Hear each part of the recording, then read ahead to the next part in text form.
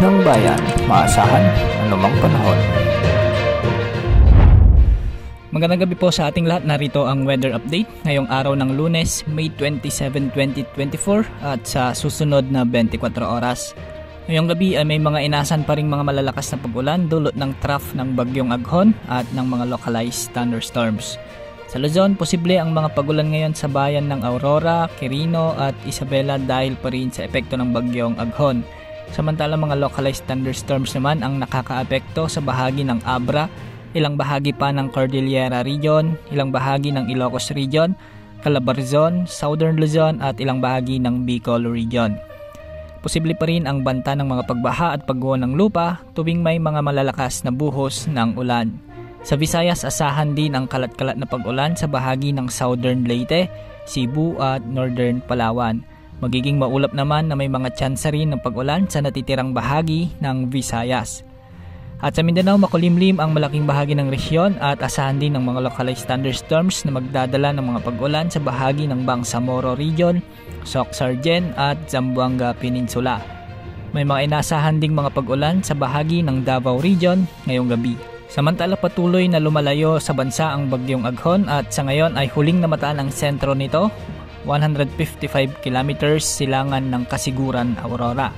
Taglay pa rin ang lakas ng hangin na umaabot sa 140 km per hour malapit sa gitna at gustiness o pagbugso na aabot naman sa 170 km per hour.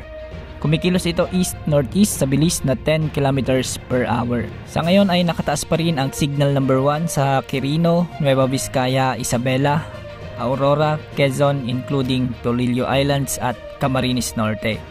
Ang southwesterly wind flow o ang mahinang habagat naman na pinalalakas o hinihila ng bagyong Aghon ay magdadala ng katamtaman hanggang sa malalakas na pag-ulan sa Western Visayas at ilang bahagi ng Mimaropa sa susunod na 2 araw. Ito na ang hudyat na papalapit na ang bansa sa habagat season at anumang araw sa mga susunod na linggo ay posibleng ideklara na ng pag-asa ang pagsisimula ng tag-ulan. Dahil pa rin sa epekto ng bagyong Aghon, may gale warning na itinaas sa baybayin ng Cagayan, Isabela, Aurora at ilang bahagi ng baybayin ng Quezon kasama ang Polillo Islands. Ang paglalakbay sa karagatan ay mapanganib para sa maliliit na sasakyang pandagat kabilang ang lahat ng mga motor bangka. Para sa inaasahang track ng bagyo, si Aghon ay kikilos sa pahilagang silangan sa ibabaw ng Philippine Sea. Maaari itong lumabas sa ating area of responsibility sa araw ng Miyerkules ng hapon o gabi bilang typhoon category. Patuloy pa nalalakas ang bagyong Aghon sa susunod na 24 hanggang 36 na oras habang kumikilos ito pahilagang silangan sa Philippine Sea.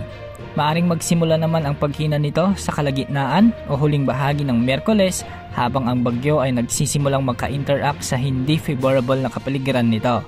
Sa ngayon wala namang inaasahang kasunod na bagyo si Aghon at habagat na ang nagbabanta sa mga susunod na araw. Yan ang update sa lagay ng panahon. Ito po ang weather update ng bayan, maaasahan